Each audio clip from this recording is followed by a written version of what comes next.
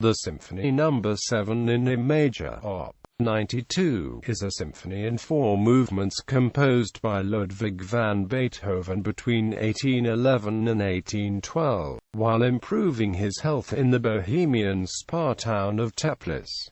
The work is dedicated to Count Moritz von Fries. At its premiere, Beethoven was noted as remarking that it was one of his best works. The second movement, Allegretto, was the most popular movement and had to be encored. The instant popularity of the Allegretto resulted in its frequent performance separate from the complete symphony premiere. The work was premiered with Beethoven himself conducting in Vienna on the 8th of December 1813 at a charity concert for soldiers wounded in the Battle of Hanau. In Beethoven's address to the participants, the motives are openly named. We are moved by nothing but pure patriotism and the joyful sacrifice of our powers for those who have sacrificed so much for us. The program also included the patriotic work Wellington's Victory, exalting the victory of the British over Napoleon's France. The orchestra was led by Beethoven's friend Ignaz Sharpenstein and included some of the finest musicians of the day: violinist Louis Spohr, composers Johann Nepomuk Hummel, Giacomo Meyerbeer and Antonio Salieri, bassoonist Anton Romberg, and the Italian double bass virtuoso Domenico Dragonetti, whom Beethoven described as playing with great fire and expressive power. The Italian guitar virtuoso Mauro Giuliani played cello at the premiere. The piece was very well received, and the second movement, the Allegretto, had to be encored immediately. Spohr made particular mention of Beethoven's antics on the rostrum, and the concert was repeated due to its immense success.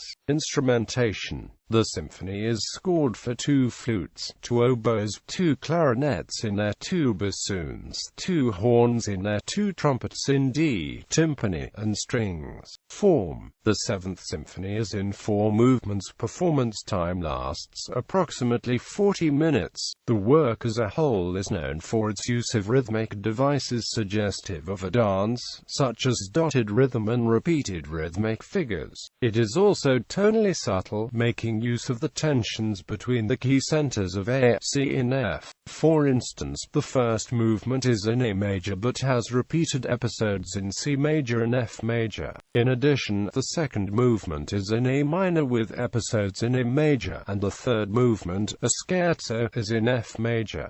First movement. The first movement starts with a long, expanded introduction marked poco sostenuto that is noted for its long ascending scales and a cascading series of applied dominants that facilitates modulations to C major and F major. For the last episode in F major, the movement transitions to vivace through a series of no fewer than 61 repetitions of the note E. The vivace is in sonata form, and is dominated by lively dance-like rhythms, sudden dynamic changes, and abrupt modulations. In particular, the development section opens in C major and contains extensive episodes in F major. The movement finishes with a long coda, which starts similarly as the development section. The coda contains a famous 20-bar passage consisting of a 2-bar motif repeated 10 times to the background, a grinding 4-octave deep pedal point of an E. Second movement. The second movement in A minor has a tempo marking of allegretto, making it slow only in comparison to the other 3 movements. This movement was encored at the premiere and has remained popular since. Its reliance on the string section makes it a good example of Beethoven's advances in orchestral writing for strings, building on the experimental innovations of Haydn.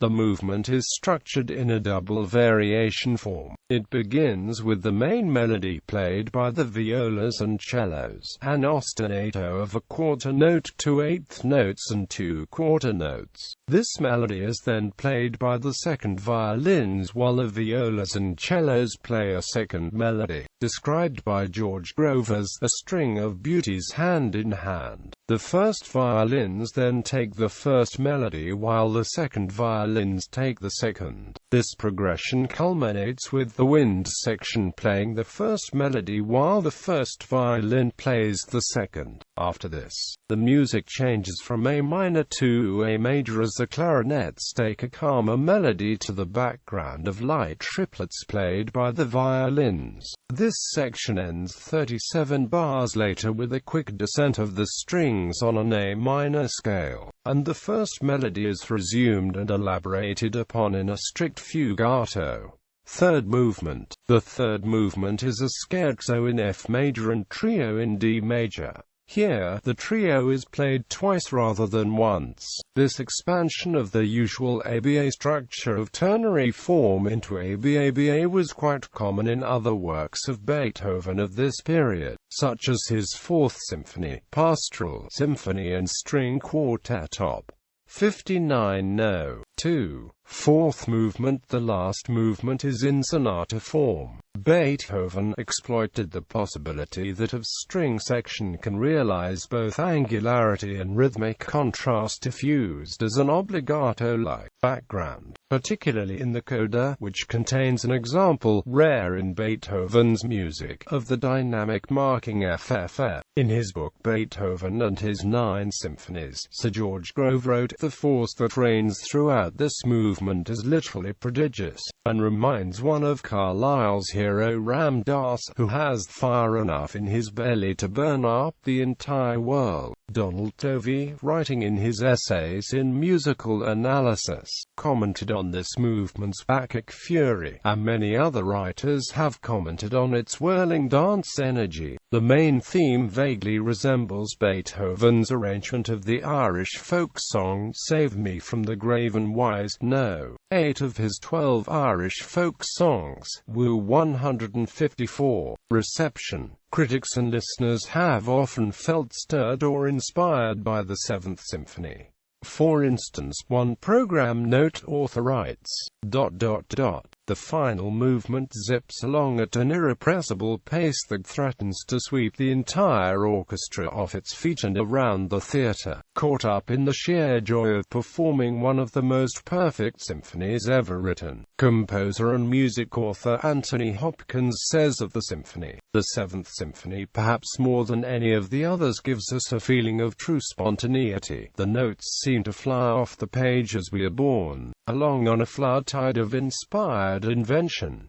Beethoven himself spoke of it fondly as one of my best works. Who are we to dispute his judgment? Another admirer, Richard Wagner, referring to the lively rhythms which permeate the work, called it the apotheosis of the dance. On the other hand, admiration for the work has not been universal. Friedrich Wieck, who was present during rehearsals, said that the consensus, among musicians and laymen alike, was that Beethoven must have composed the symphony in a drunken state, and the conductor Thomas Beecham commented on the fourth movement, "What can you do with it? It's like a lot of yaks jumping about." The oft-repeated claim that Carl Maria von Weber considered the chromatic bass line in the coda of the first movement evidence that Beethoven was ripe for the madhouse, seems to have been the invention of Beethoven's first biographer, Anton Schindler. His possessive adulation of Beethoven is well known, and he was criticized by his contemporaries for his obsessive attacks on Weber. According to John Warwick, Weber's biographer, Schindler was characteristically evasive when defending Beethoven, and there is no shred of concrete evidence that Weber ever made the remark.